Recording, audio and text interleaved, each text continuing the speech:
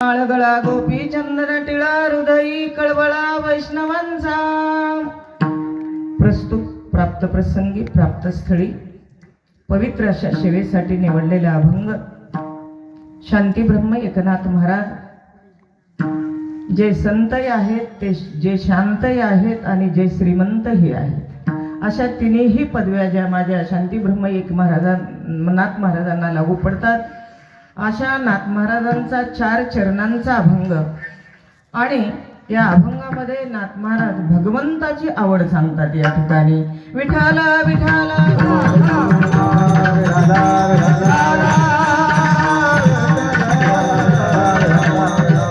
प्रतिवर्षाप्रमाणे चालत आलेला अखंड हरिनाम सप्ताह, जी वैराग्य मूर्ती आणि श्रीमंत संत असे संत भगवान बाबा यांच्या पादस्पर्शाने पावन झालेली ही टाकळीची भूमी आणि श्री संत वामन भाऊ यांच्याही पादस्पर्शाने पुनीत झालेली अशी ही टाकळीची भूमी।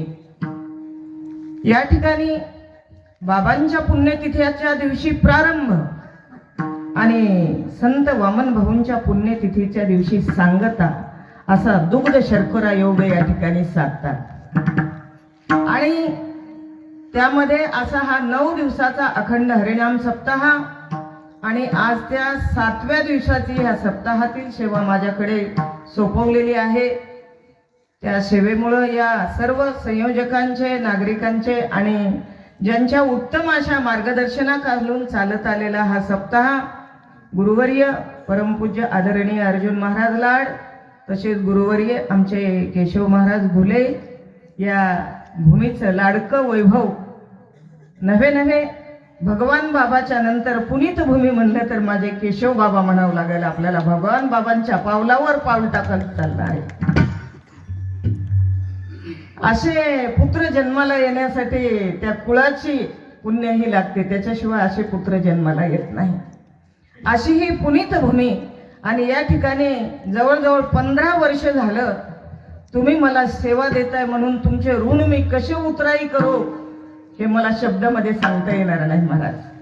कारण महाराजांना तुम्हाला सर्वांना माहिती आहे, ताईनं 38 वर्षे समाजसेवेमध्ये परिचर्येमध्ये वेळ घालवला आणि कुठंही व्यासपीठावर उभं नसताना, ताईला कुठलंही या संप्रदायाचं ज्ञान नसताना तुम्ही मला 15 वर्षे सेवा देताय, म्हणून काय देऊ तुम्हाशी व्हावे उतराई ठेविता हा पायी जीव तुका। माझी एवढीच इच्छा आहे की उत्तर जोपर्यंत माझ्या वाणीमध्ये ताकद आहे आणि माझ्या पायामध्ये उभं राहण्याची ताकद आहे, तोपर्यंत तुमची माझ्याकडून सेवा घडावी हीच भगवान बाबाच्या चरणी आणि वामन भाऊ महाराजांच्या चरणी प्रार्थना करते। विठाल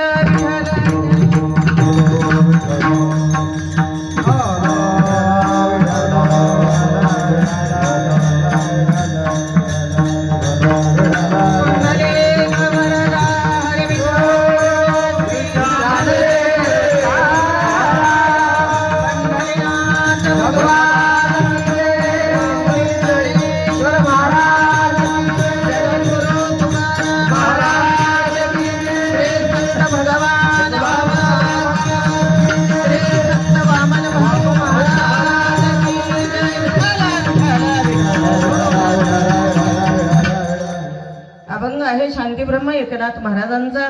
आणि त्या अभंगामध्ये भगवंताची आवड पाहायची जर म्हटलं तर आधी तुमची आमची आवड, संतांची आवड आणि नंतर भगवंताची आवड। तुमच्या आमची आवड म्हणजे संसारिक जीवाची आवड। या सर्वसामान्य जीवाला प्रपंचाशिवाय काहीच आवडत नाही। प्रपंच किती दुःख देतो ते आपण सर्वांना माहित आहे। आता 6 दिवस ऐकलंच असेल दुःख आपण प्रपंचात। जन्म दुःखम जरा दुःखम जाया दुःखम पुन्हा पुन्हा अंतकाले च महादुःखम जागृही। म्हणजे जन्मल्यापासनं ते शेवटच्या श्वासापर्यंत या प्रपंचामध्ये दुःख टासून भरलेलं आहे। अनेक दुःखे सांगू मी किती या सकळ संसाराची स्थिती। म्हणजे हे दुःखाला पारावारच नाही सांगायला। जसं समुद्रामधलं पाणी आहे ना, त्या पाण्याची क्वांटिटी कुणालाच सांगता येत नाही, तसं प्रपंचातलं दुःख कोणालाच सांगता येत नाही। मग एवढा दुःख देणारा प्रपंच अखिल कोटी ब्रह्मांड नायक 7व्या अवतारामध्ये मर्यादा पुरुषोत्तम रामचंद्र प्रभूंकडे जर पाहिलं तर हा प्रपंच रामचंद्र प्रभूंना सुद्धा 14 वर्ष वनवासाला पाठवतो, एवढा दुःखी प्रपंच. मग या प्रपंचामध्ये या सर्वसामान्य जीवाची एकच आवड आहे महाराज. काय? वाढावे संतान, ग्रही व्हावे धनधान्य. फक्त संतान, धनधान्य आणि सुखाची याचने, या 3 गोष्टीचा शोध लावत असतो कोण? प्रपंचित जीव किंवा सर्वसामान्य जीव. पण त्याला काही या प्रपंचामध्ये सुखाची प्राप्ती किंवा समाधानाची प्राप्ती होत नाही. का? तर आपला मार्ग चुकतो म्हणून होत नाही. म्हणून कितीही माझे ज्ञानोबाराय म्हणतात, सायास करीची प्रपंच दिननिशी, हरीशी न भजशी कोण्या गुणे. कितीही सायास केलेस प्रपंचात, तरी पण त्या सायासानं तुला समाधान मिळणार नाही. मी नेहमी सांगत असते, आपल्या बरोबर काहीच येणार नाही त्याच्यासाठी सायास चालू आहे, पण जे येणार आहे आपल्या बरोबर त्याचे सायास आपण विसरलो. विठाला विठाला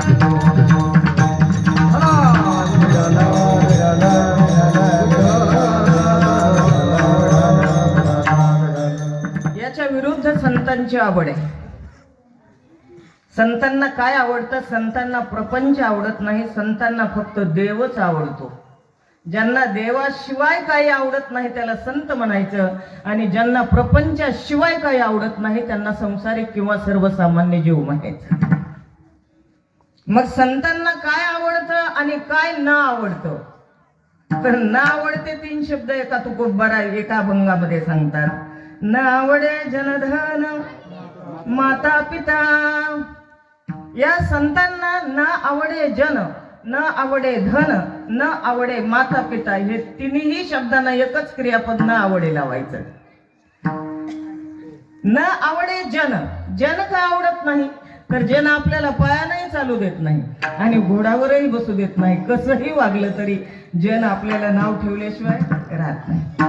आता मी नेहमी म्हणत असते की या बाईला काय कमी पडले बरं, 55,000 पेन्शन मिळती तरी ही बाई कीर्तनाला जाते.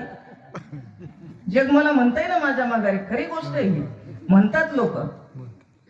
कारण जर आपण या संप्रदायाला जर व्यापार बनवला जर असेल तर निश्चितच लोक माझ्याकडं अशा दृष्टीनं बघणार आणि बोलणारही लोक.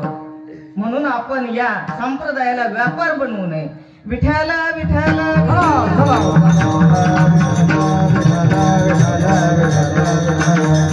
मग जन याच्यामुळे आवडत नाही की जन आपल्याला कसंच चालू देत नाही. मग धन का आवडत नाही?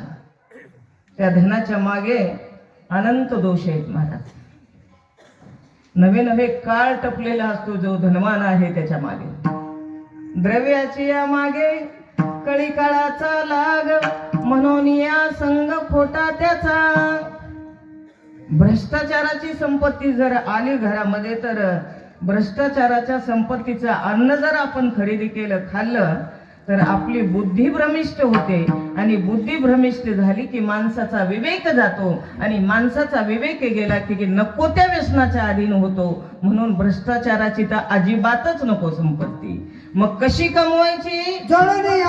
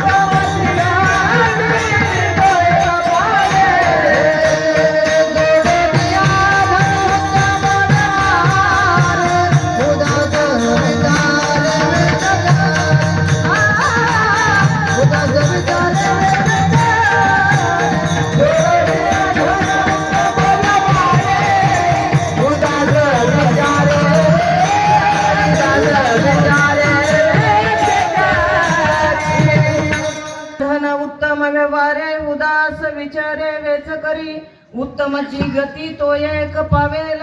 उत्तम भोगील जीवखानी, उत्तम व्यवहार करायचा, उत्तम सत्य मार्गाने प्रपंच करायचा आणि मग पैसा कमवायचा, तर कुठंतरी समाधान. पण संत म्हणतात आम्हाला कसलंच धन आवडत नाही. सोने रुपये आमामृती के समान, माणिक पाषाण खडे जैसे, विटले हे चित्त प्रपंचापासून, ओ मनते मनी बैसलेशे. ज्या संतांना सोनं रूप नवरत्न सुद्धा माती समान दगडा समान वाटते, त्यांना काय किंमत आहे धनाची, म्हणून त्यांना धन आवडत नाही. न आवडे माता आणि पिता. तुम्ही तर म्हणतात आई, आता बऱ्याच महाराजांनी सांगितलं असेल, मातृदेवा भव, पितृदेवा भव, आचार्य देवा भव, अतिथी देवा भव. आणि आजच्या अभंगामध्ये म्हणतात की न आवडे माता न आवडे पिता. मग कुठली माता आणि कुठला पिता संतांना आवडत नाही? जी माता आणि जो पिता भगवंतामध्ये आणि आपल्यामधला अंतर वाढवतो, तो माता आणि ती पिता संतांना आवडत नाही. मग कोणाला आवडला नाही? प्रल्हादे जनक, विभीषणे बंधू, राजमाता निंदू भरते केली. भरताला कैकई सारखी माता आवडली नाही. बरं का आवडली नाही? तर ज्या भरतामध्ये आणि प्रभू रामचंद्रामध्ये 14 वर्षाचा अंतर कैकईनं पाडलं. थोडं अंतर पाडलं का, एक आणि 2 दिवसाचं? 14 वर्षाचं अंतर पाडलं आणि माझ्या दादाला वनवासाला पाठवलं म्हणून भरतानं कैकईचा तिरस्कार केला. निंदनीय ठरली कैकई. नवे आतापर्यंत आपण कैकई नाव कुठल्याच मुलीचं सुद्धा ठेवत नाही, एवढी निंदनीय ठरली प्रभू रामचंद्राला 14 वर्ष वनवासाला पाठवल्यामुळं. न आवडे पिता, पिता भक्त प्रल्हादाला आवडला नाही. ज्या भक्त प्रल्हाद आपल्या शत्रूचं अखंड नामस्मरण करतोय, म्हणून पोटचा मुलाला सुद्धा जन्म देणारे वडील आवडले नाहीत. म्हणजे भगवंतामध्ये अंतर पाडतात. आणि विभीषणाला अधर्मी रावण मोठा भाऊ आवडला नाही विभीषणाला. अधर्मी रावण, ज्या अधर्मी रावणाला विभीषणानं धर्माचे अनेक उपदेश केले. बाबा, परावी या नारी माऊली समान असते आणि तू लंकेचा राजा आहेस, तुला हे दुष्कृत्य किंवा सीतेचं हरण करणं तुला शोभत नाही. तू आहे तशी सीता वापस पाठवून दे, तू अधर्म करू नको. त्या वेळेला विभीषणाच्या कमरेत लाद घातली आणि हाकलून दिलं विभीषणाला लंकेच्या बाहेर. तो लंकेच्या बाहेर हाकलणारा दादा विभीषणाला आवडला नाही. मग नेमकं काय आवडतं संतांना? आवडे पंढरी भीमा पांडुरंग, आवडे पंढरी भीमा पांडुरंग, आवडे पंढरी भीमा पांडुरंग, आवडे पंढरी भीमा पांडुरंग, आवडे पंढरी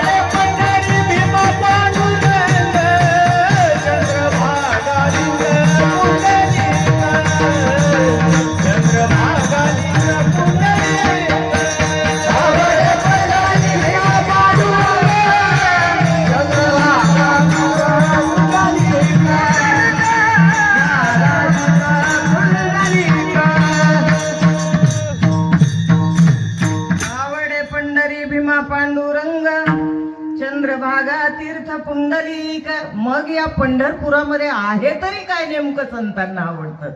एका ठिकाणी म्हणतात माझ्या जीवेची आवडी पंढरपुरा नेईन गुडी. म्हणजे माझ्या जीवापेक्षाही पंढरपूर मला जास्त आवडतं हे संत म्हणतात. मग पंढरपूरमध्ये आहे तरी काय हे बघावं लागेल ना. संतांना आवडतं. अहो काही काही माणसांना जाणं होत नाही पंढरपूरला प्रपंचामुळं. आषाढी कार्तिकीला नाही कुठल्याच वारीला जाणं होत नाही. पण जरी एखाद्या दिवशी आपल्या मित्राच्या सहवासाने किंवा त्याच्या निमित्ताने जरी गेलो तरी फक्त एक वेळेला ती तीर्थ जरी पाहिलं तरी काय होतं? चंद्रभागा डोळ्यानं पाहिली तरी, स्नान केल्यानंतर पाप जातं, पण फक्त पाहिली तरी काय होतं? चंद्रभागा डोळा देखलिया देखलिया चंद्रभागा डोळा देखलिया चंद्रभागा डोळा देखलिया देखलिया चंद्रभागा डोळा देखलिया सकल हे तीर्थे घडती एक वेळा घडती एक वेळा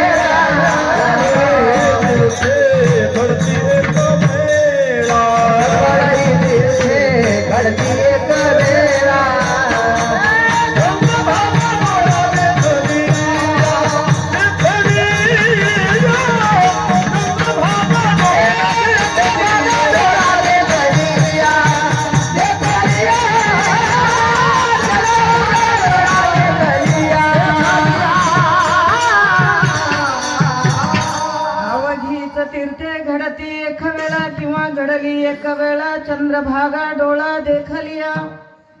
अवघीच पापे गेली दिगंतरा वैकुंठ पंढरी देखलिया. फक्त देखलिया चालले. अवघिया तर संता एक वेळा भेटी पुंडलिक दृष्टी देखलिया.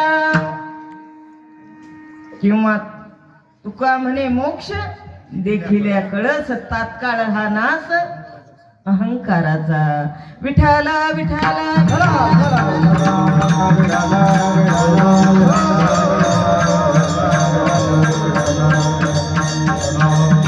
जन्म जन्मांतरीच हा आत्मा जो जीव दुःख बरोबर घेऊन आलेला आहे ते दुःख सुद्धा पंढरपूरला गेल्यानंतर काय होतं?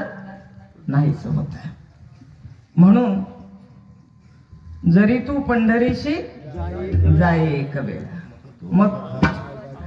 मग तू अवघाची सुखरूप होशी जन्म जन्मांतरीचे दुःख विसरशी. म्हणून पंढरपूर आवडतं माझ्या संतांना. का आवडतं? या कारणामुळे. म्हणून आपण एकदा तरी जायचंय. आता आपण जीवाची आवड पाहिली, संतांची आवड पाहिली. आज माझे शांतीब्रह्म एकनाथ महाराज प्रथम चरणामध्ये आवड देवासी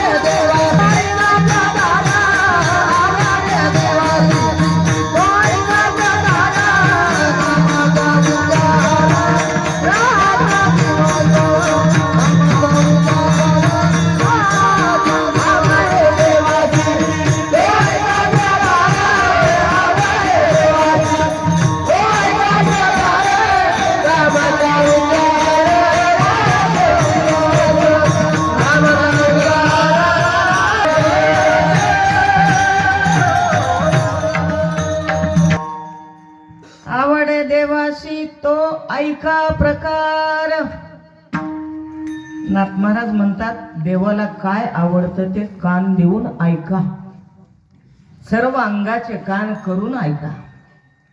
आणि सर्व अंगाचे कान करून जर ऐकलं तरच सुखही नसता. देह इथं आणि चित्त पायथानात असेल तर कीर्तनाचा काय उपयोग, काय कीर्तनाचा. एवढं लाखो पैसे खर्च करून एवढा भव्य आणि दिव्य अखंड हरिनाम सप्ताह आपण करतोय, जर इथून जे न्यायचंय तेच नाही नेलं आणि आपलं चित्त जर पायथानात असलं तर काय उपयोग आहे. म्हणून नाथ महाराज ऐका म्हणतात. कसं ऐका? एक वेळ अवधान जरी देई जे, मग सर्व सुखाशी पात्र होई जे. सर्व अंगाचे कान करून ऐका की देवाला काय आवडतं. काही देवाला आवडणारी वस्तू जी द्यायची ना, तिला काही पैसे मोजावं लागत नाहीत म्हटले, कुठं सायाच करावं लागत नाही, कुठंच जायची गरज नाही. एका जाग्यावर बसून तुम्हाला घेता येतं. एवढं सोपं सरळ आणि सोपं साधन सांगितलं. कुठलं?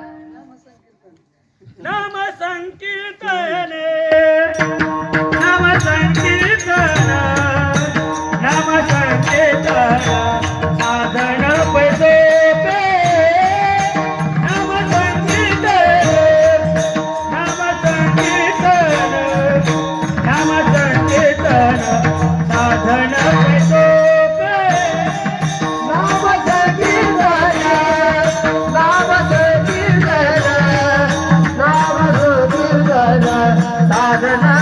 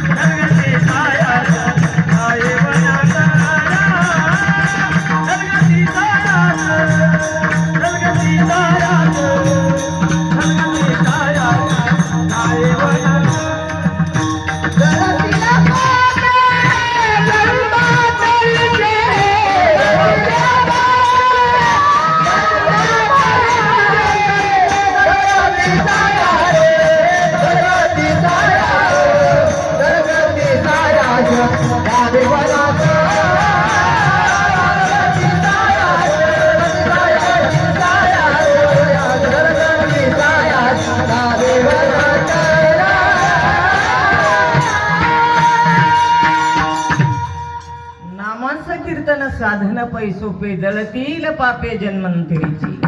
किंवा शुकाचार्य महाराज द्वादश स्कंदामध्ये शेवटच्या श्लोकामध्ये सांगतात, नामासा कीर्तनम यश सर्व पाप प्रणाशनम, प्रणामो दुःख शमनस्थम तम नमामि हरिपदम.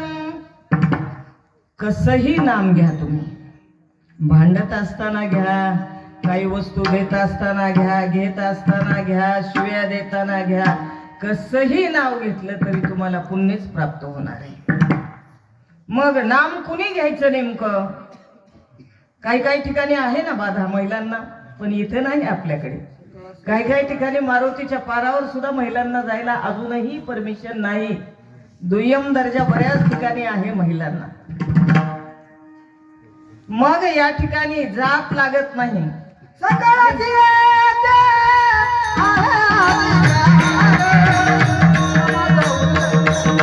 कलियुगी उदार, कलियुगी उदार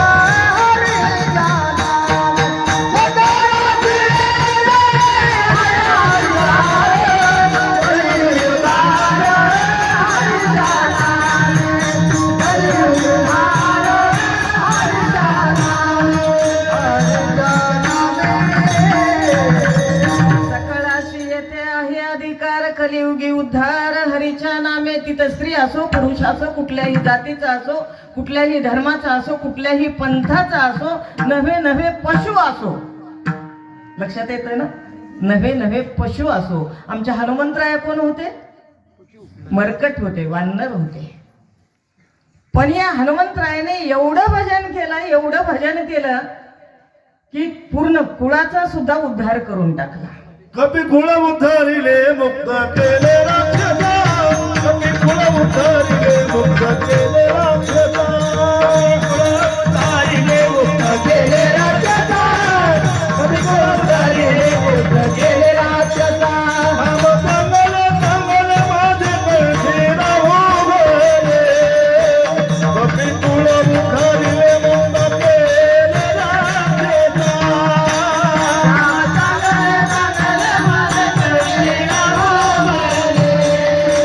कपी कुळ उद्धारिले मुक्त केले राक्षसा. अहो एवढा कपी कुळाचा उद्धार केला. आता जर अचानक एखादं वानर रस्ता क्रॉस करून जात असेल, त्याचा कळप पुढे गेला आणि एखाद्या वाहनाच्या धक्क्याने ऍक्सिडेंट झाला आणि जागीच मृत्यू पावला एखादं वानर, आपण काय करतो? आपण काय करतो? वानराचे अंत्यसंस्कार आपल्या गावात आणून करतो आपण आणि त्या ठिकाणी मंदिर बांधतो. इतकं नामाचं महत्व आहे.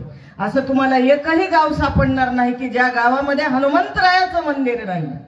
परिणाम काय आहे तर नामाचा उच्चार रात्रंदिवस. काय केलं हनुमंतरायाने? दिन रजनी हाची धंदा गोविंदाचे पोवाडे म्हणून कुळ निघून जाऊन त्रेतायुगातली हनुमंतरायाची भक्ती आहे. पण कलियुगामध्ये वानराचे मंदिर बांधले जातात. हा नामाचा परिणाम आहे. विठाला विठाला.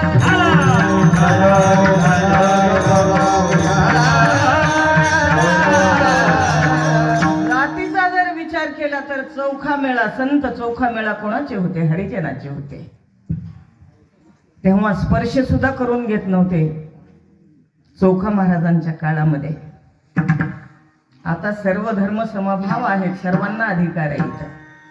पण तेव्हा ज्या वेळेला सर्व ही भक्त मंडळी सायंकाळची शेज आरती करतील आणि आपल्या घरी सर्व भक्त निघून जात असतील, त्यावेळेला सगळ्यांनी गेल्यानंतर चौखा महाराजांनी महाद्वाराच्या समोर अंगणामध्ये येऊन एकट्यानं भजन करायचं. एवढं भजन करायचं, एवढं नाचायचं की विठेवरचा पांडुरंगालाही वाटायचं की समोर जावं आणि या चौखा महाराजांच्या बरोबर नाचून उड्या मारून आपण भजन करावं. सर्वांची सारावार झाली. आजूबाजूला गेले की भगवंताने जावं, पांडुरंगाने जावं आणि चौखा महाराजांच्या हाताला धरावं. चल बाबा चल आत राहुळामध्ये. त्यावेळेला चौखोबा महाराजांनी माग माग सरकावं. देवा नको, माझ्या अंगाला स्पर्श करू नका. मला वाळीत टाकले ते टाकले, उद्या भक्त सुद्धा तुमच्याकडे येणार नाही. तर देवा तुम्ही जा. तसं म्हटल्याबरोबर देवाने पटकन पकडायचं चौखोबांना, राऊळात न्यायचं आणि कडकडून मिठी मारायची चौखा महाराजांना. एवढं प्रेम, एवढं प्रेम. चौखा महाराज हे सर्वसामान्य कुटुंबातले. गरिबी होती घरी म्हणून दररोज मजुरी केल्याशिवाय चूल पेटत नव्हती महाराजांची. म्हणून आपल्या कुटुंबाच्या उपजीविकेसाठी मंगळवेड्यामध्ये मजुरी करण्यासाठी कामाला गेले, माती कामासाठी चौखोबा. आणि अचानक त्या ठिकाणची भिंत कोसळली आणि भिंत कोसळल्यामुळं चौखोबा महाराजांच्या सोबतचे बरेचसे मजूर लोक, 50-50 मजूर लोक त्या भिंतीखाली गाडले गेले आणि त्याच्यामध्ये चौखोबांचा सुद्धा नंबर लागला.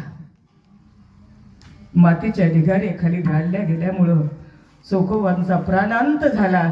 आणि शेवटच्या वेळेला म्हटले, पांडुरंगा पांडुरंगा हा माझा शेवटचा श्वास आहे, मी इथंच आता जाणार आहे. देवाचं स्मरण केलं आणि चौखोबांनी आपला प्राणत्याग केला. प्राणत्याग झालेली बातमी माझ्या पांडुरंगाला कळल्याबरोबर धडाधडा असे पांडुरंग परमात्मा विठेवर रडू लागले, ओक्सून बोक्सून रडू लागले.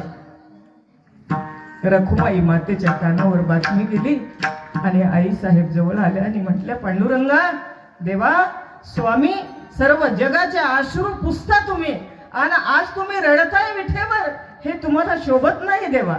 नेमकं एवढं दुःख काय झालं तुम्हाला?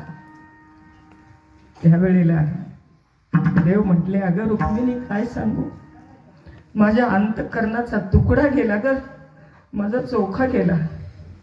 काय करू, मला आता हे दुःख सहन होत नाही. तेवढ्यामध्ये नामदेवराय आले. नामदेवराय म्हणू लागले, देवा का रडताय तुम्ही? आई साहेब रडतात तुमच्या बरोबर, तुम्हीही रडता, नेमकं काय झाले? अरे नाम्या काय करू, माझ्या कलेजाचा माझ्या अंतःकरणाचा तुकडा गेला रे, माझा चोखा गेला. दररोज तुमची सारावार झाल्यानंतर एकटाच माझ्या अंगणामध्ये भजन करायचा, उद्यापासून तो येणार नाही ने चोखा. देवा काय करावं लागेल मग? काही करू नको नामा, तू एकच कर. ज्या ठिकाणी माझा चोखा गाडला गेलाय ना तिथे जा आणि माझ्या चोखोबाच्या तू हस्ती गोळा करू टाक. देवा तुम्हाला वेळ लागले का? तुमचा एकटा चोखोबा गेलाय का तिथं पटकन हस्ती आणण्यासाठी? तिथं 50 माणसं गाडले गेलेत आणि 50 माणसाच्या हस्ती तिथं एकत्र असतील आणि नेमकी चोखोबाच्या हस्ती मी ओळखायची कशी?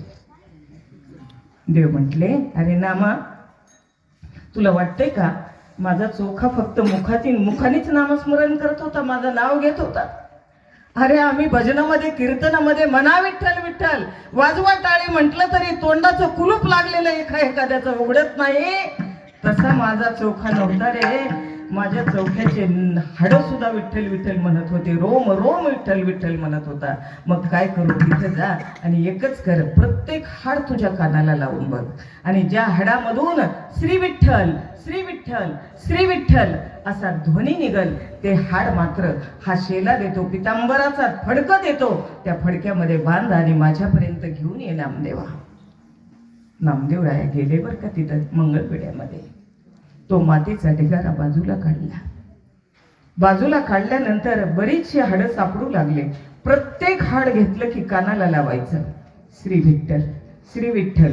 ज्या हाडातून ध्वनी निघल ते हाड मात्र पितांबरामध्ये, आणि जे हाड ज्याच्यातून कसलाच आवाज येत नव्हता, मुक हाड होतं, ते हाड हाताला स्पर्श झाल्याबरोबर कोण्या पाप्याचा हाड माझ्या हाताला लागला असावं, खनखन भिंतीवर आदळायचं, खनखन भिंतीवर आदळायचं. कारण नामाविन मुख सर्पे जेव्हा नव्हे काळ सर्प आहे. असं कोण्या पाप्याचं हाड माझ्या हातात लागलं मग ते हाड फेकून द्यायचे. अशी चोखोबांची हाडं गोळा केली, गाठोडं बांधलं आणि नामदेवराया विठेवर पंढरीश पांडुरंगाकडे आले. देवा हे बघा पूर्ण हाडं चौखोबाचे आणले, टेस्ट करून आणले. बरोबर आहे का? आपल्या भाषेत टेस्ट करून आणले. भगवंताने ते गाठोडं घेतलं, आपल्या हृदयाला लावलं आणि परत रडले. चोखा चोखा तू गेला मला सोडून. त्या चोखोबांच्या हाडाचं विसर्जन स्वतः पांडुरंगाने चंद्रभागेमध्ये केला. 10वा 12वा 13वा पांडुरंग परमात्म्याने केला चोखोबांचा. काय भाग्य असेल. नव्हे नव्हे या माझ्या चोखोबांचं स्मरण आठवण म्हणून, स्मारक म्हणून त्या चंद्रभागेतला भला मोठा एक गोटा दगड घेतला आणि ज्या ठिकाणी चोखोबा महाराज रात्रंदिवस भजन करीत होते त्या अंगणामध्ये तो प्रस्थापित केला. तीच चोखोबांची समाधी आताची.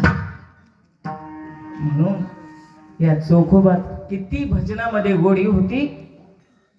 चोखा मेळा बंका जातीचे महार, त्याशी सर्वेश्वर ऐके करी, किंवा मांस चर्म हाड देवा अवघेची गोड. काय गोड झालं देवाला? अहो फक्त चोखोबा जिवंत असतानाच गोड नव्हता, प्रेम नव्हता, तर चोखोबा गेल्यानंतर त्याच्या हाडामध्ये पण किती गोडी होती.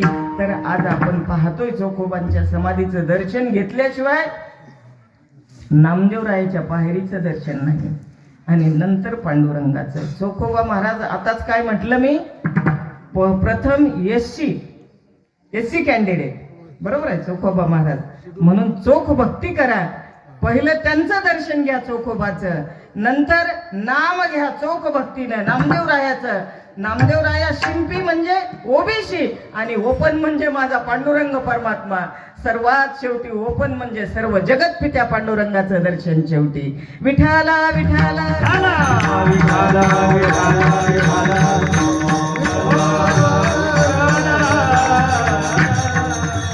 म्हणून शांती ब्रह्म एकनाथ महाराज म्हणतात देवाला एकच आवडतं, नामाचा उच्चार आवडतो. कधीही करा, कसंही करा, झोपताना करा, उठताना करा. नवे नवे झोपेतून उठल्याबरोबर तुम्हाला ब्रश करायची, आंघोळ करायची सुद्धा गरज नाही. आंघोळ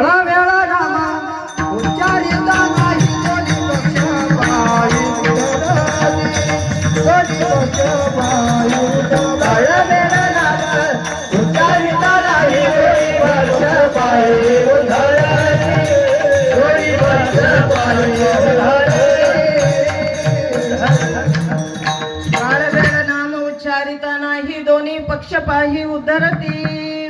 एक जण साधक म्हणू लागला, रात्रंदिवस आम्ही भजन केलं बाबा, पण आम्हाला त्याचा फायदा काहीच होत नाही.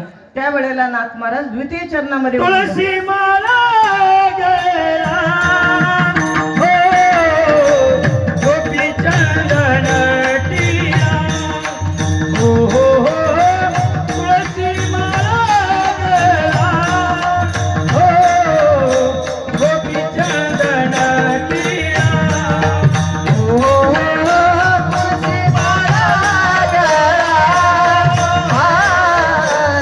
गोपी चंदन टिया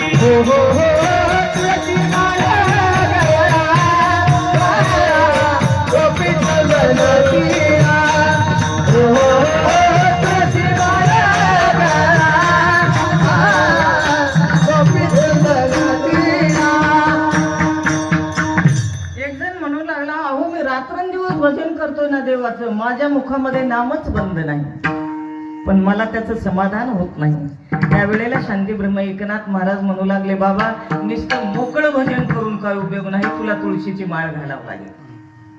आता माळेचे प्रकार बरेच आहेत, वरमाला आहे, सोन्याची माला आहे, बोरमाळ, बोरमाळ म्हणजे माळच आहे ना, पुष्पमाला आहे, रुद्राक्षाची माला आहे, अशा बऱ्याच माळा आहेत. त्याच्यापैकी तुळशीची माळ विशेष सांगितली.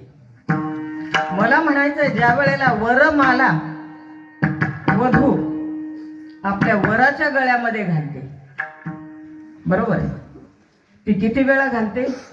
एकदा. नाव किती वेळा घेते? एकदाच. मग एकदाच वरमाला घातली आणि एकदाच तिनं नाव घेतलं तर आयुष्यभर तिची जबाबदारी कोण सांभाळतं? मग तसं तुम्ही आपल्या या विश्वाचा पती आहे, बरोबर आहे का, या जीवाचा पती आहे, या जीवाच्या पतीच्या नावचं मंगळसूत्र म्हणजे तुळशीची माळ. या जीवाच्या पतीच्या नावचं मंगळसूत्र म्हणजे तुळशीची माळ परिधान केली, त्यांच्या नावची, पांडुरंगाच्या नावची, आणि नाम घेतलं की आयुष्यभर या जीवाला सांभाळण्याची जबाबदारी माझ्या पांडुरंगावर आहे. आणि जर वाटत असेल चिंता, कसं होतंय की बाबा, कसं होतंय की बाबा, काळ माळ घातल्यानंतर भजन केलं तरी माझं टेन्शन जात नाही, माझं दुःख जात नाही, कसं होतंय की बाबा, म्हणून अशी जो चिंता करते ना त्याचं भजन कच्चं आहे असं समजावं, आणि तुळशीची माळही खोटी आहे असं समजावं. विठाला विठाला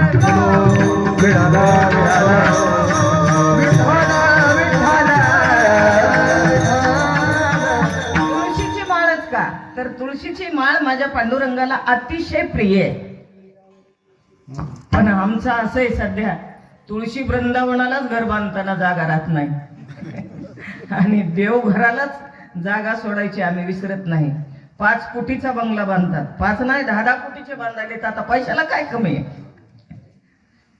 पण ज्या वेळेला वास्तुशांतीला एखाद्यानं सुदैवानं महाराजाचं कीर्तन ठेवलं, एखाद्याला आवडत्यानं, की म्हणतात कीर्तनाच्या आधी महाराज तुमचे पाय लागू द्या, सर्व आमच्या हॉलमध्ये लागू द्या, बेडरूम मध्ये लागू द्या, किचन रूम मध्ये लागू द्या, ही मुलाची स्टडी रूम आहे तिथे लागू द्या, सगळीकडे तुमचे पाय लागू द्या. आणि सगळीकडे पाय लागले आणि महाराज बाहेर आले, बैठकीत बसले की म्हणतात, महाराज एवढं घर बांधलं पण देवघराला जागाच सोडायची विसरली. खरंय ना, हे देवघराला जागा सोडायची विसरली. तर मी म्हणते, घर बांधायच्या आधी पहिलं देवघराची जागा नाही, नंतर तुळशी वृंदावन, त्याच्यानंतर खाण्यापिण्याची सोय म्हणजे किचन, स्वयंपाकघर आपल्या भाषेमध्ये, त्याच्यानंतर बैठक आणि सर्वात शेवटी बेडरूम, अशी जागा नाही. ज्याच्या चित्तामध्ये देव नाही ना त्याचं लय वाईट सांगितलंय महाराजांनी. देव नाही जयाचे चित्ती, त्याची न पिके शेती.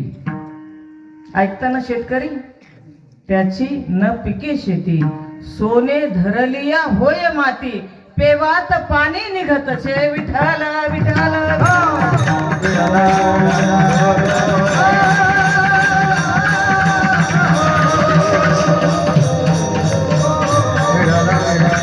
त्याच्या चित्तामध्ये भगवंतच नाही, मी देवाला मानतच नाही म्हणते. एक एक जण आहेत ना असे, पण महानग आपल्या शेजारी पाजारी घरीदारी सगळीकडे आहेत. आता मला बोलायला काहीच भीती वाटत नाही, इथं येऊन 15 वर्ष झाल्यामुळे कशाला घाबरू मी आता. आहेत नास्तिक बरेच आहेत. देवाला मी मानतच नाही म्हणतो. पेरणी झाली की आपोआप उगवतं, कोळपणी होती, कणसं येतात, धान्य भरून आणतो, पण किती दिवस टिकणार आहे. आणि जो खरंच नास्तिक आहे त्यानं कितीही मशागत केली तरी पाहिजे तेवढा मालाचा उतारा येत नाही. शेजारच्या शेतामध्ये एका बॅग सोयाबीनला 16 ते 18 कट्टे होतात आणि याच्या एकाच बॅग सोयाबीनला 7 नसता 8 कट्टे होतात. कुठं शेती पिकली म्हणायचं. मग एक उदाहरण व्यवहारातलं द्यायचं म्हटलं तर मग त्याच्याही पलीकडं म्हणतो नाही पिकली तर नाही पिकली. माझा बाप आणि आजोबा एवढा श्रीमंत होता ना, बाप दादाजीने अशा सोन्याच्या आणि चांदीच्या कांबी ठेवल्यात पुरून. असे नग आहेत ना. मला काहीच कमवायची गरज नाही, शेती करायचीही गरज नाही. दुष्काळ जरी पडला तरी मला त्याची काहीच दुःख नाही. मी काय करीन, माझ्या आजोबा पंजोबांनी कमवलेल्या सोन्याच्या कांबी आहेत, दरवर्षी एवढे हातभर काम काढीत जाईन आणि सोनाराकडे घेऊन जाईन. ती विकली की पाहिजे तेवढा पैसा वर्षभर आयुष्यात मी शान करेल, खाईल पेन ऐश करेल. असा तो ग्रस्त एका दिवशी ती सोन्याची काम सोनाराकडे बीडला घेऊन जातो. आता इथं केज आहे पण आपण मोठ्या सिटीमध्ये जाऊ, जरा जास्त जो नाही. आपल्याला काय पैसे द्यायचे का, तिकीट काढायचंय, आता बसला फुकट आहे सगळं. तिथे गेला, सोनाराला म्हटला सराफ दादा एवढं काम करा, माझ्या आजोबांची कमाई आहे, एवढी ही सोन्याची काम घ्या आणि काय पैसे होतील ते मला द्या. शेती काही पिकली नाही. सोनार हातात घेतो आणि हातात घेतल्याबरोबर देव त्या सोनाराच्या दृष्टीमध्ये बदल करतो आणि त्याला लोखंड दिसतं. लोखंड दिसतं नाही, लोखंडच होतं ते. आणि तो म्हणतो ए काय रे, मला तू झुकवायला लागला का काय, लोखंड दिले माझ्या हातात आणि सोनं घे म्हणतो आणि पैसे दे म्हणतो. तयाची न पिके शेती, सोने धरलिया होय माती, पेवात पाणी निघतसे. ते म्हणते आजोबा पंजोबांनी एवढे पेव भरलेले धान्याचे, आता कनिंग गेली, पेव गेला, आता फक्त काय आलं, कोठ्या. बरोबर आहे ना. हम दो हमारे दो झाल्यामुळं कोठ्या आल्या. आता कनिंग गेली, पेव गेले, सगळे गेले. त्या पेवामध्ये काय व्हायचं, बुरशी यायची, उंदरे लागायचे, घुशी लागायच्या, पण ह्याला खायला एक चिपटभर माल शिल्लक राहत नव्हता. मग हे कशाचा कोप आहे, भगवंताचा कोप आहे, भगवंताचा कोप. म्हणून आमचे शांतीब्रह्म एकनाथ महाराज देव चित्तामध्ये धरा आणि गळ्यामध्ये तुळशीची माळ घाला, ही दुसरी आवड सांगितली. 2 आवडी झाल्या भगवंताच्या, एक नाम घ्या, दुसरी तुळशीची माळ घाला आणि तिसरी आवड काय सांगितली, गोपी चंदन उटी. गोपी चंदनाची उटी कपाळावर वारकऱ्यांनी उभा गंध लावत जावा. कसा लावत जाऊ महाराज, ऊर्ध्व पुंड्रभाळ, कंठी शोभे माळ, कापिजे कळिकाळ तया भेने. आता इथं जर गंध लावला तर त्या कमानीतून एंट्री करत असताना गंध दिसला पाहिजे, एवढा ठळठळीत ठळक गंध पाहिजे वारकऱ्याचा. काय महत्व आहे बरं ह्या गोपीचंदनाचं. आता टिकले लावायला लागलेत, आता बायाच टिकल्या लावायला, तर तुम्ही का विठाला विठाला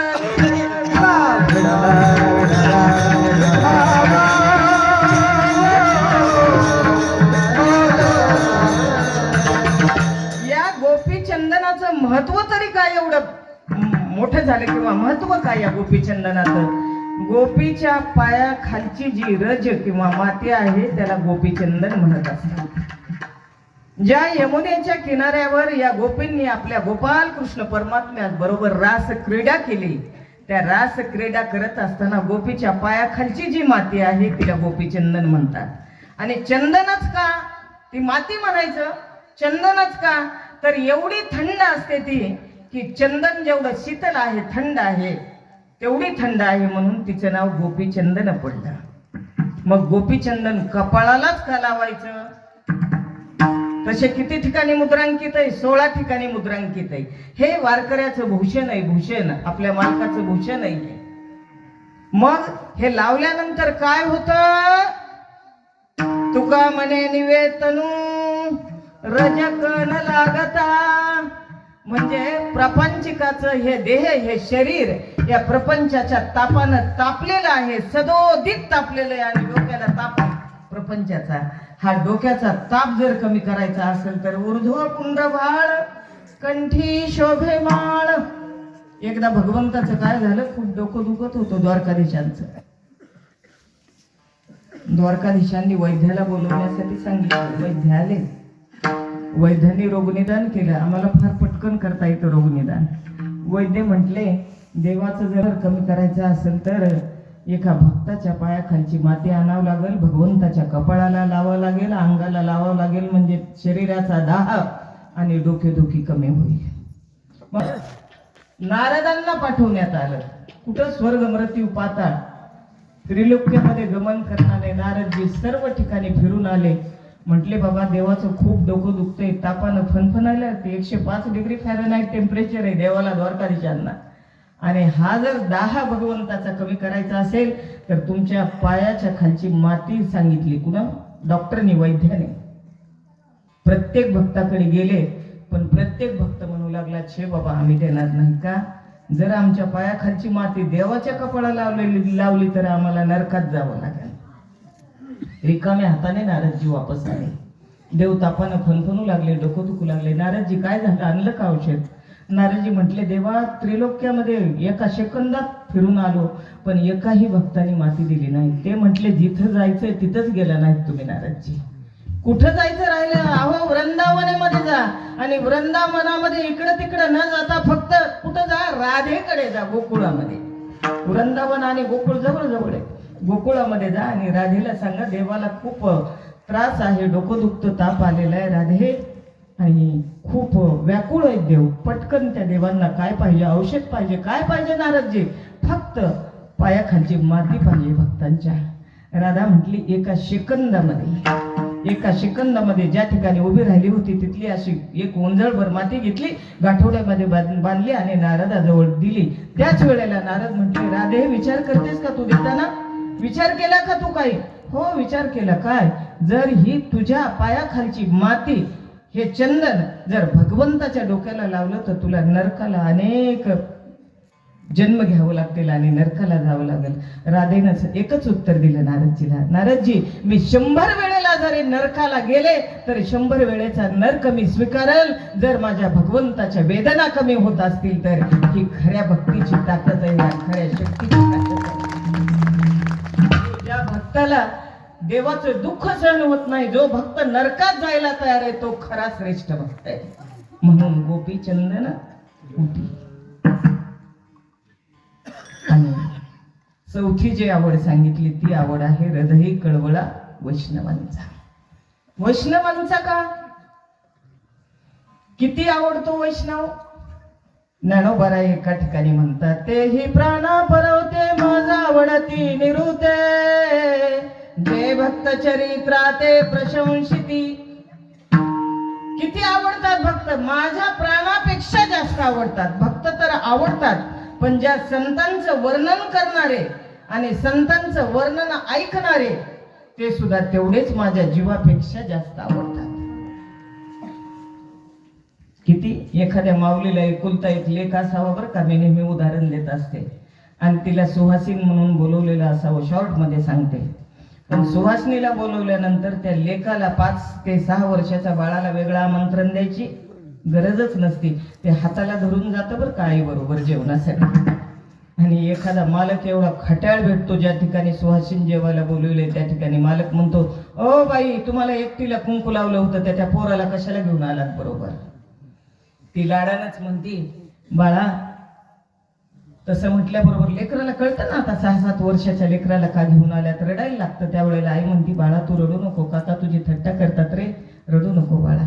थट्टा बिट्टा कसली, एक थोबाडीत मारण आणि म्हणताच ताडकन थोबाडीत लावतो. त्या लेकराच्या कानाखाली लावतो आणि म्हणतो, आता रडत रडत इथं आतमध्ये जेवणासाठी जाऊ नको, तू तुझ्या घरी जा.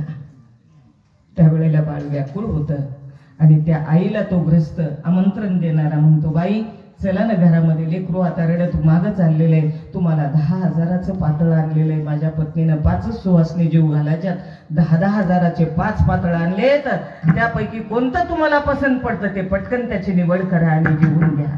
त्यावेळेला त्या सुहासिन म्हणती, तुझ्या त्या 10 नाही 15,000च्या पातळाला काडी लाव रॉकेल टाकून, माझं लेकरू जर या ठिकाणाहून उपाशी जात असेल तर तुझं मला पातळही नको आणि तुझं जेवणही नको. लेक एक एकुलता त्याशी हानीतल्या लाता, पातळ नेसविता मग माता किती शोभली. मातेला जेवढं बालक आवडतं तेवढं या संतांची प्रशंसा करणाराही भक्त आवडतो आणि संतही त्यापेक्षा आवडतो. म्हणून हृदयी कळवळा वैष्णव. एक छोटस उदाहरण देते. ज्या जनाबाईनं नामदेवरायांकडे दासी म्हणून दास्यत्व केलं, जी जनाबाई रावळातच राहण्यासाठी आली होती, ती नामदेवरायाच्या घरी म्हणजे वैष्णवांची सेवा करण्यासाठी जनाबाई गेली. जनाबाई ह्या वैष्णवाची सेवा केल्यामुळं जनाबाईच म्हणते, जनी मने जोडी झाली विठोबाची, का दासी नामयाची म्हणून या. काय म्हणती जनाबाई, जनी मने जोडी झाली विठोबाची, दासी नामयाची म्हणून या. मला विठ्ठल कशामुळे भेटला तर फक्त नामदेवरायाच्या घरची चाकरी केल्यामुळं विठ्ठल माझ्या बरोबर दळण दळू लागण्यासाठी आला, विठ्ठल माझ्या बरोबर साडी काढण्यासाठी आला, विठ्ठल मला नाहू घालण्यासाठी आला. पांडुरंग परमात्मा नवे नवे ज्या वेळेला मी गौऱ्या विचारला जात असल त्यावेळेला गौऱ्याची मोठ बांधली आणि गाठोडं वजनदार झालं की देवानं डोक्यावर घ्यावं आणि पुढं पुढं चालावं आणि माग जनाबाईनं रिकामं चालावं. नवे नवे झाड लोट करी जणी केर भरी चक्रपाणी. फक्त काय, हृदयी कळवळा वैष्णवांच्या नामदेवरायाचं दास्यत्व केल्यामुळं. संत कबीरजीचं एकदा उदाहरण सांगते, मग पुढे जाऊ आपण. विठ्ठल विठ्ठल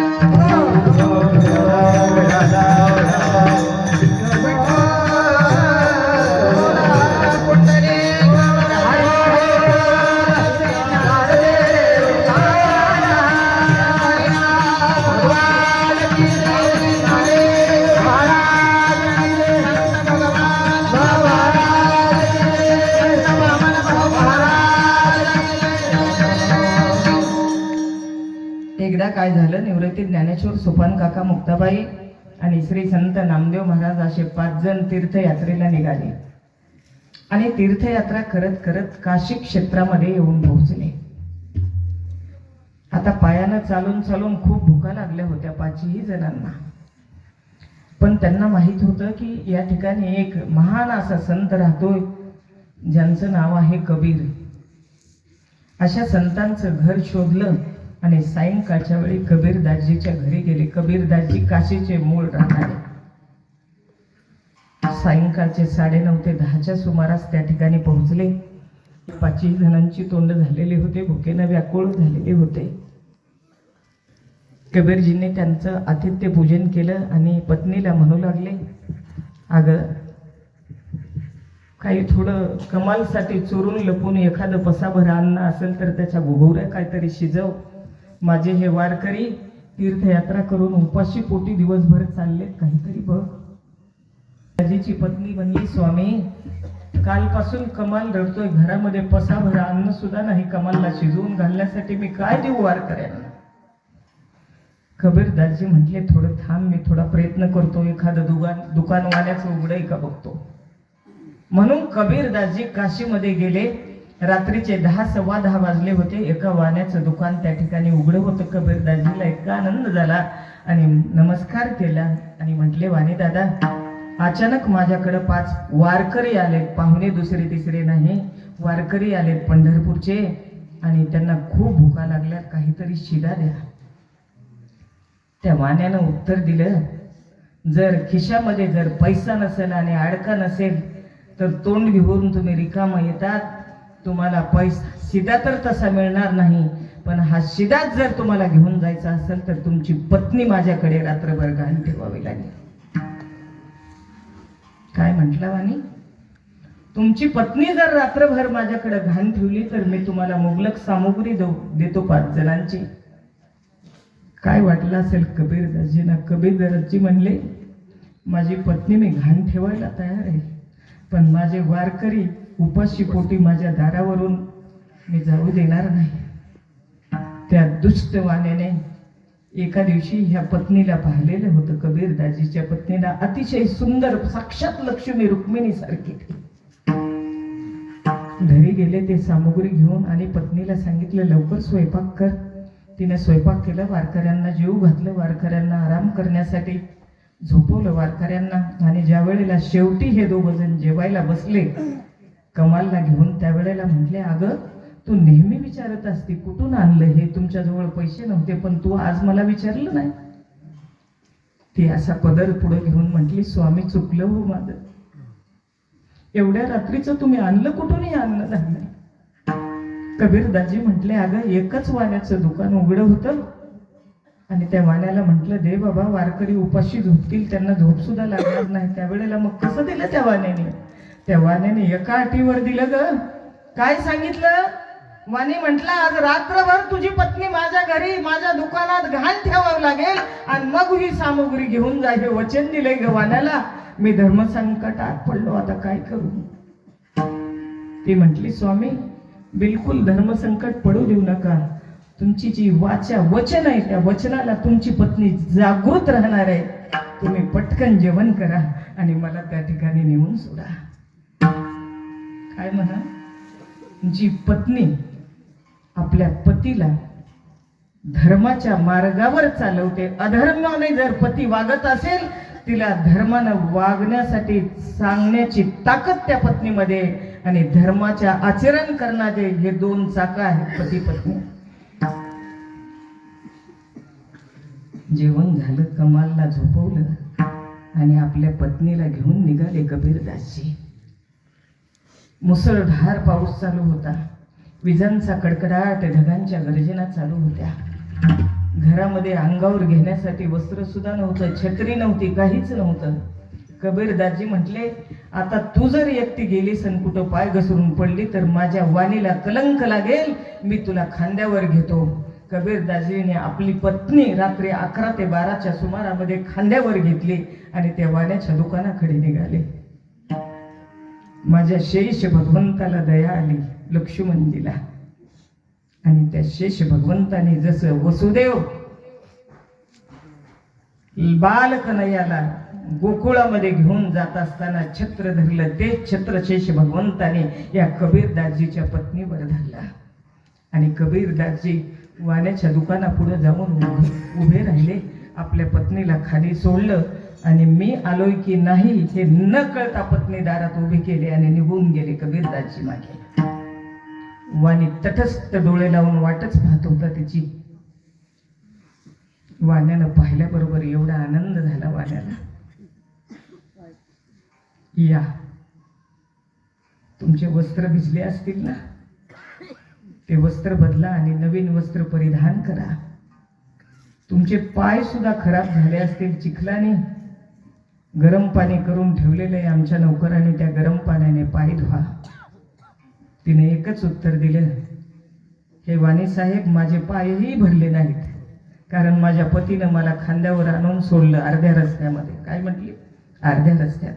आणि माझं शरीरही किंवा माझ्या अंगावरची वस्त्रही भिजली नाहीत, कारण माझ्या शेष भगवंतानी माझ्या आणि माझ्या पतीच्या डोक्यावर छत्र धरलं होतं. हा, शेष भगवंत? शेष म्हणजे कोण? नाग का? हो हो हो, नागच. शेष भगवंत म्हणल्याबरोबर वाण्याच्या तळपायाची आग मस्तकाला नाही, घबराट सुटली आणि घामाघूम झाला, रोमांकित झाला तो वाणी. शेष भगवंतांनी प्रत्यक्ष छत्र धरलं तुमच्या डोक्यावर. कुठे आहे तो शेष? ती म्हटली आहे इथंच कुठेतरी समोर बसलेला असेल. नक्की म्हणताय का शेष? दाखवायचाय का तुम्हाला? हो, कोणता शेष भगवंत छत्र धरणारा? दाखवा मला. दाखवा म्हटल्याबरोबर दारातूनच एंट्री केली शेष भगवंतांना नागाचा फणा काढून फुस फुस फुस फुस करीत वाण्याच्या दुकानाकडे. वाण्याच्या पाहिल्याबरोबर वाणी बेशुद्धच पडला. म्हटला आता आपलं काही खरं नाही. आणि मग किती वेळ राहणार आहे हा शेष भगवंत? ती म्हटली जोपर्यंत मी इथं राहणार आहे सकाळपर्यंत, तोपर्यंत तो माझं संरक्षण करण्यासाठी थांबणार आहे. मग तो काय करणार नेमकं? ती म्हटली जे कुणी माझ्या अंगाला स्पर्श करेल त्याला दंश करेल आणि एका क्षणामध्ये जाईल, निघून जाईल. म्हटली दुसरं काय करणार आहे? ते संरक्षणासाठी आलेलं आहे. असं म्हटल्याबरोबर वाणी म्हटला थरथर कापणं नाही, साधा साप बघितला तर आपली काय घाबरगुंडी होती, आणि ह्या बाईला जर रात्रभर इथं ठेवून घेतलं तर आपली काय अवस्था होईल. म्हणून वाणी बेशुद्ध पडला, थरथर कापू लागला. लगेच उठला आणि या कबीरदाजीच्या पत्नीच्या पायावर साष्टांग दंडवत घातला आणि म्हटला माते, ए माते, मी चुकलो. माझी वृत्ती व्यभिचाराला प्रवृत्ती, म्हणून माझ्याकडून माझी ही व्यभिचारी प्रवृत्ती कशामुळे झाली तर तुझं सौंदर्य बघून. पण मी चुकलो, मला माफ कर. लोटांगण घातलं त्या वाण्यानं. आणि त्या ठिकाणी वाणी शांत झाला आणि कबीरदाजीची पत्नी आपल्या घरी निघून गेली. माझा दृष्टांत संपला. कबीरदाजीच्या पत्नीमध्ये ताकद त्या वाण्याला एक मातेसारखं बालक करण्याची ताकद कशामध्ये?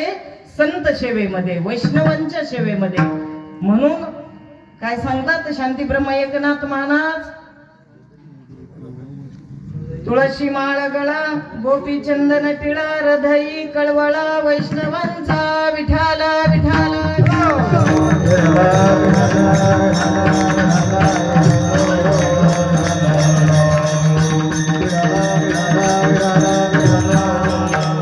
या 4 आवडी सांगितल्या भगवंताची. 5वी आवड आता शांती ब्रह्म एकनाथ महाराज काय सांगतात? आषाढी कार्तिकी, आषाढी कार्तिकी, पंढरीची वारी, आषाढी कार्तिकी,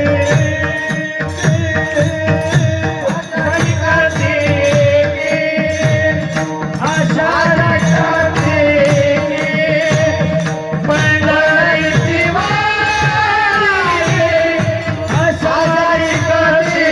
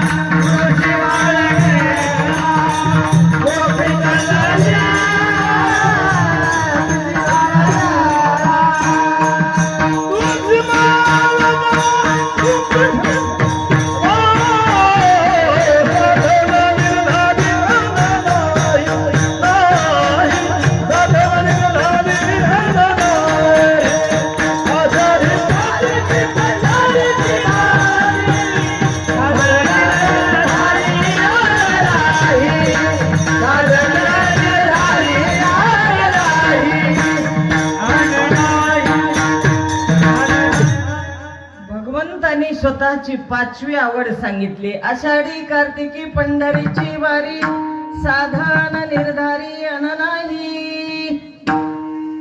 आषाढी कार्तिकी तशी महिन्याला पंढरपूरची वारी करायला पाहिजे. महिन्याची नाही घडली तर 6 महिन्यातून एकदा.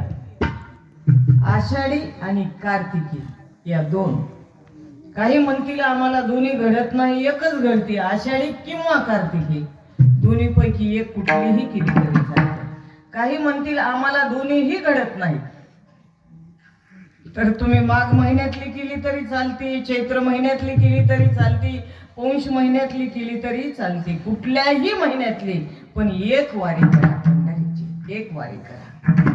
मग वारी कधी ठरेल? जर वरच्या नियमामध्ये आपण बसलो. म्हणजे कुठलं?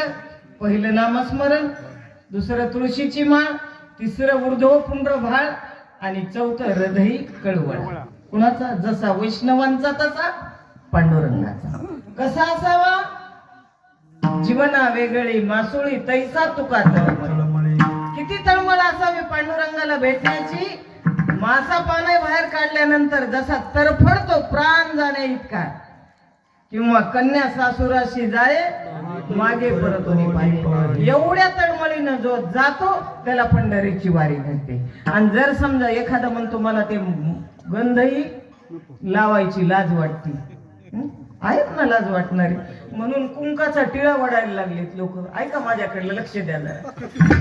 कुंकाचा टिळा वडायला लागलेत आता सर्वसाधारण. कुंकाचे टिळे फार मोठे मोठे. हा कुंकाचा टिळा हा नित्यगंध नाही, नैमित्तिक गंध आहे. जेव्हा कुंकवाचा कार्यक्रम असेल, बरोबर आहे का, किंवा कुठं आता कुठलं उद्घाटन असेल, गुलाल उधळतो, कुंकू लावतो, तर नित्यगंध वारकऱ्याचा फक्त गोपीचंदन आहे. तुळशीची माळ घाला, ऊर्ध्वपुंड्र भाळ लावा आणि हृदयात कळवळा वैष्णवांचा आणि पांडुरंगाचा. या चारही गोष्टी ज्यांना आत्मसात करून पंढरीला महिन्यातून एकदा गेला त्याची वारी. आणि जो काहीच न करता हौस म्हणून गेला त्याची फेरी. फेरी फेरी फेरी म्हणजे मनोरंजन, आणि मनोरंजन आणि फेरी म्हणून गेलात तर तुमच्या पदरामध्ये कुठलंच पुण्य पडत नाही. म्हणून शांती ब्रह्म एकनाथ महाराज म्हणले आषाढी कार्तिकी पंढरीची वारी. मग वारी कशी करायची? तर पायानं करायची. ही माझ्या बाबांनी आपल्याला परंपरा लावून दिली, संत भगवान बाबांनी. बरोबर आहे. बाबांनी आपल्याला परंपरा कुठून लावून दिली? पखाल डोहापासून ते पंढरपुरापर्यंत बाबांनी परंपरा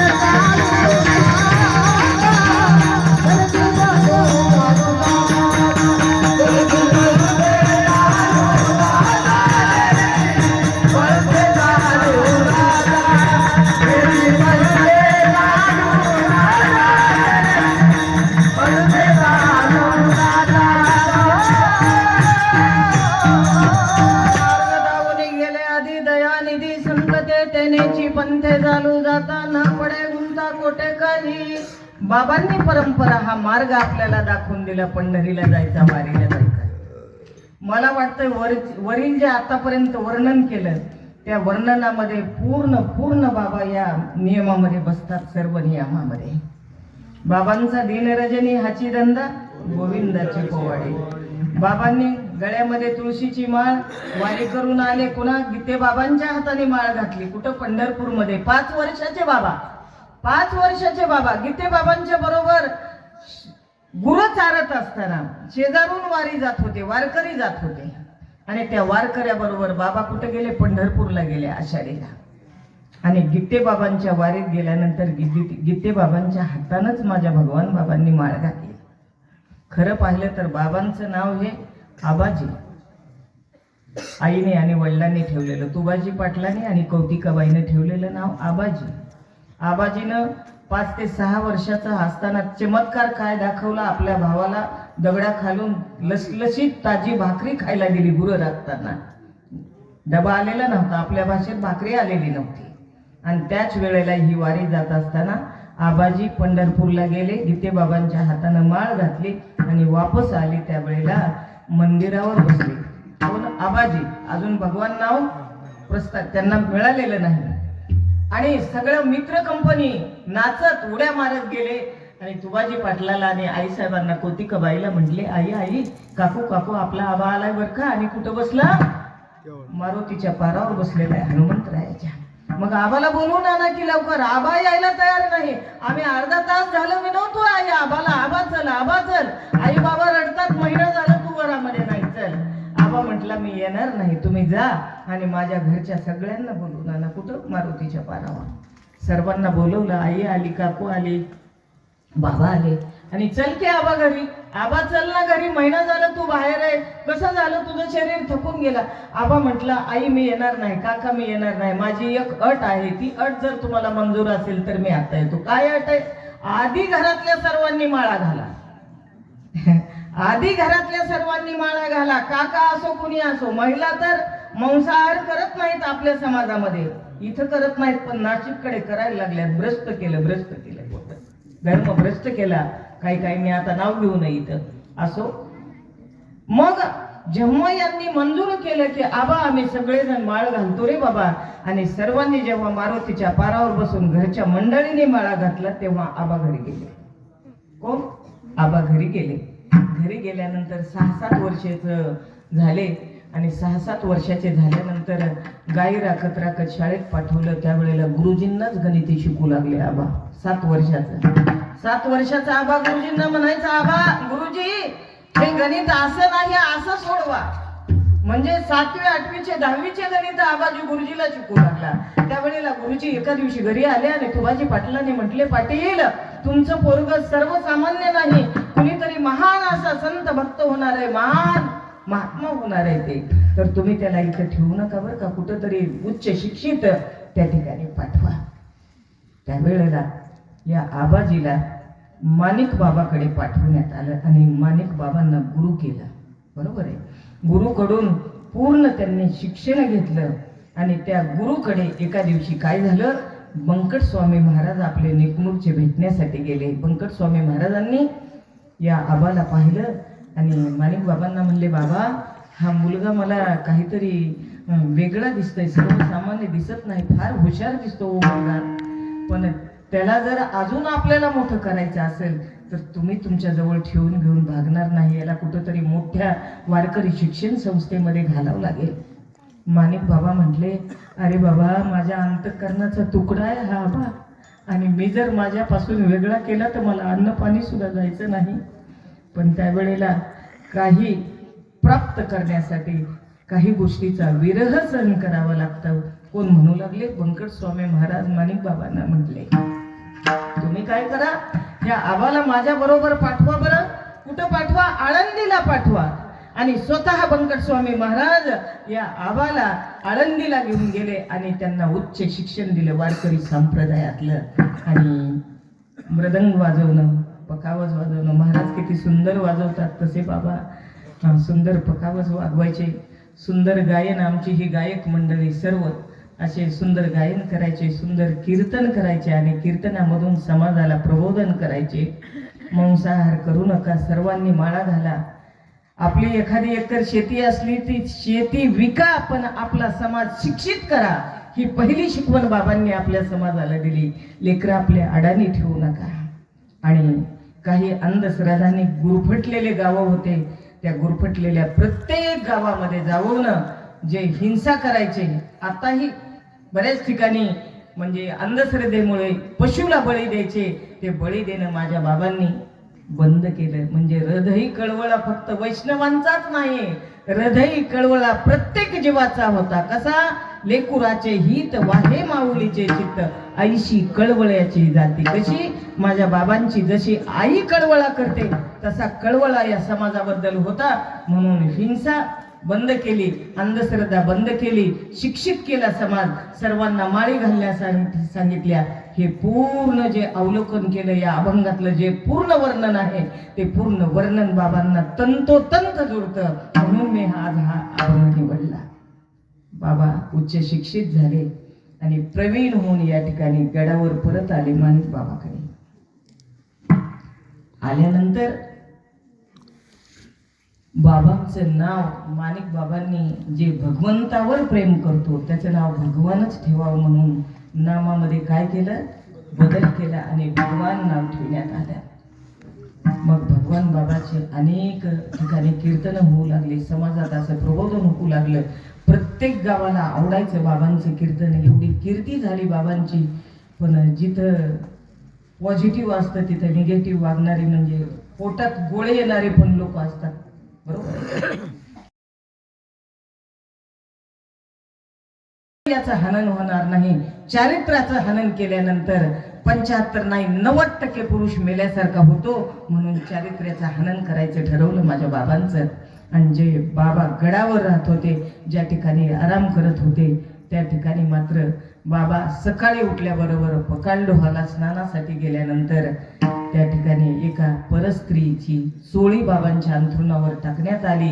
आणि ती चोळी पाहून बाबा स्नान करून आल्याबरोबर लोक म्हणू लागले, कसले तुम्ही ब्रह्मचारी समजता स्वतःला, कसले तुम्ही साधू समजता स्वतःला, तुम्ही कलंक लावला या जातीला, वारकरी संप्रदायाला. अहो जा बघा तुमच्या अंथरुणावर एका परस्त्रीची चोळी आहे, स्वतःला ब्रह्मचारी समजू नका तुम्ही, असं बाबांना अपमानित केलं. बाबांच्या तळपायाची आग मस्तकाला गेली. तसेच बाबा त्या गडावरून निघाले, पकालडोहाकडे गेले, हातामध्ये एक कत्ती घेतली आणि ज्या लिंगामुळे समाजाने मला कलंकित केलं तेच लिंग बाबांनी पकालडोहाच्या काठावर जाऊन आपल्या देहाच्या बाजूला विलग केलं. बाबांना असं त्या ठिकाणी वेदना झाल्या. आणि ज्या वेदना झाल्यानंतर बाबा बेशुद्ध पडले.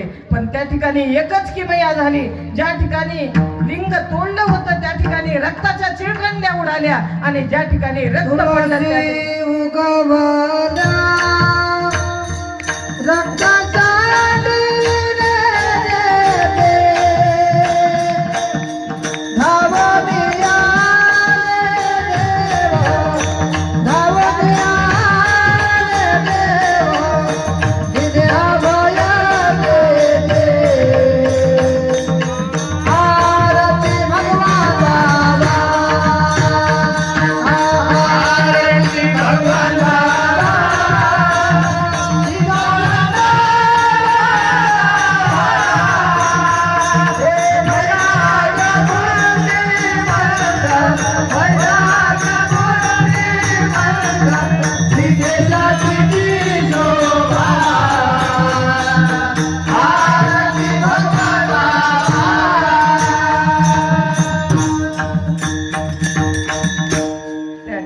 तुळशी उगवले ही किमया झाली. त्या ठिकाणी बाबा त्या दिवशीपासून खूप नाराज झाले.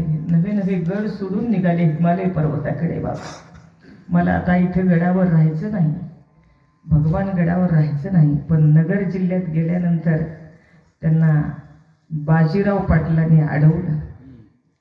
आणि बाजीराव पाटील म्हटले, एखादी माय जर लेकराला रागवली तर लेकरू काय माईला सोडून जात नाही, परत जवळ घ्यावंच लागतं. तसंच समाज ही तुमची लेकरं आहेत ना बाबा, तुम्ही खरेच संत आहेत बाबा.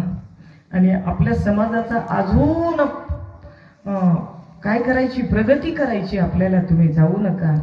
म्हणून बाबांना बळजबरीनं धुम्यागडावर आणलं. नंतर धुम्यागडावर, ज्या धुम्यागडावर पांडवांचे गुरु धोंबे ऋषी आहेत, धोंबे ऋषीची समाधी आहे त्या ठिकाणी बाबांना आणलं. बाबांनी त्या ठिकाणी वास्तव्य केलं.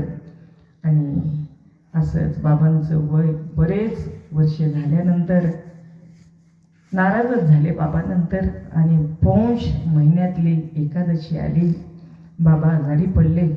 आणि बाबा आजारी पडल्यानंतर कोणालाच सांगितलं नाही मला काय वेदना होतात ते. कारण बाबांना पौष महिन्याच्या एकादशीचं शेवटचं कीर्तन गडावर करायचं होतं. त्या पौष एकादशीला रात्री 11-11:30 पर्यंत बाबांनी सुंदर असं कीर्तन केलं. समाजाला मगाशी काय सांगितलं ते प्रबोधन केलं. आणि दुसऱ्या दिवशी मात्र नाथाला जवळ घेतलं. त्यांचा आवडता एक शिष्य होता, त्या नाथाला जवळ घेतला आणि नाथाला म्हटले, नाथा रात्रीचं माझं शेवटचं कीर्तन आहे आणि मला 4 दिवसापासून खूप अशा वेदना आहेत, मला खूप त्रास आहे, मी आजारी आहे आणि उद्या आपल्याला दवाखान्यात जायचे. बाबांना दवाखान्यात जायचे म्हटल्याबरोबर बातमी वाऱ्यासारखी पसरली सगळीकडे. जेवढे जवळच्या लोकांना बातमी कळली तेवढे ज्या त्या वाहनानं बाबांना भेटण्यासाठी आले आणि बाबांनी म्हटले, आम्ही जातो, तुम्ही कृपा असू द्यावी, सकळा सांगावी विनंती. कारण मी आता परत या गडावर येईल की नाही म्हणून सांगता येत नाही. बाबांनी सर्वांना रामराम केला आणि बाबा रुबी हॉलमध्ये जाऊन ॲडमिट झाले पुण्याला. त्या ठिकाणी डॉक्टर ग्रँड बाबांची देखरेख करत होते त्या ठिकाणी. आणि 4 दिवस बाबांना अशा वेदना होत्या. पौर्णिमेच्या दिवशी रात्री बाबांचा शेवटचा क्षण होता. नाथाला म्हटले, नाथा दररोज तो ज्ञानेश्वरी वाचतो, ज्या स्वरात वाचतो त्याही पेक्षा उंच स्वरामध्ये आज ज्ञानेश्वरी वाचले नाथा.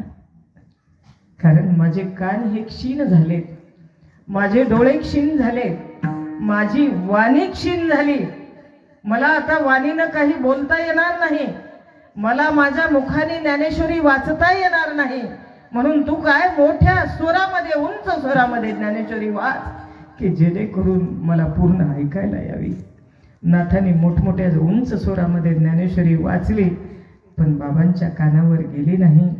शेवटी बाबा म्हटले, नाथा ते ज्ञानेश्वरी आण आणि माझ्या छातीवर अशी ठेवले. नाथाने जड अंतःकरणाने आपल्या हातातले ज्ञानेश्वरी घेतली आणि बाबांच्या हृदयावर ठेवली. आणि बाबांनी शेवटी म्हटले, माऊली माऊली माऊली माऊली माऊली माऊली माऊली माऊली माऊली. माझ्या बाबांची प्राण ज्योत परमात्मा ज्योनीमध्ये विलीन झाले. बोला संत भगवान बाबा की जय. माझे बाबा त्या ठिकाणी परमात्मा ज्योतीमध्ये लीन झाले. तोच दिवस म्हणजे पौष पौर्णिमेचा दिवस. रात्री बाबा गेले. सकाळी लवकरच बाबांचा देह, पार्थिव देह गडावर आणण्यात आला. आणि पार्थिव देह गडावर आणल्यानंतर त्या ठिकाणी पूर्ण आमच्या महाराष्ट्रातला समाज त्या ठिकाणी जमा झाला बाबांचं अंत्यदर्शन घेण्यासाठी. आणि त्या ठिकाणी बाबांचा जेव्हा अंत झाला त्यावेळेला एकही जीव असा राहिला नाही की त्याच्या डोळ्यातून अश्रुपात झाला नाही. बाबांना त्या ठिकाणी श्रद्धांजली दिली नाही. त्या ठिकाणी बाबांनी ज्या वेळेला गेले आणि अंत्य झाला त्याच वेळेला बाबांनी सांगून गेले की माझ्या गादीवर कुणाला बसवावं? भीमसेन बाबाला. त्या ठिकाणी भीमसेन बाबाला त्या ठिकाणी बसवण्यात आलं. विठाला विठाला विठाला.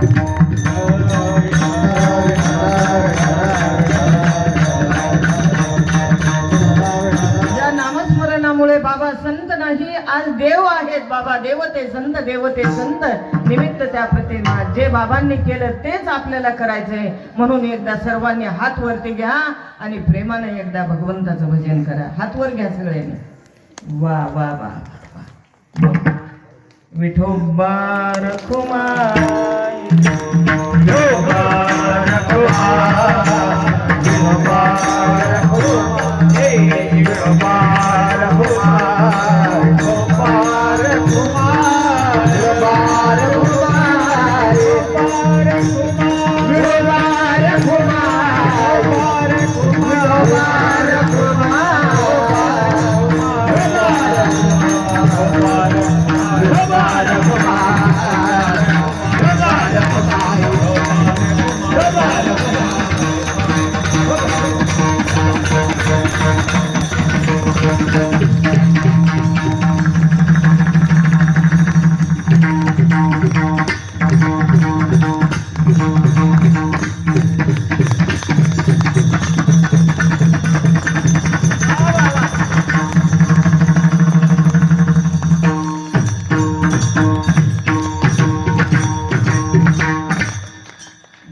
ज्ञानेश्वर माऊली ज्ञानदास अमरेश्वर माऊली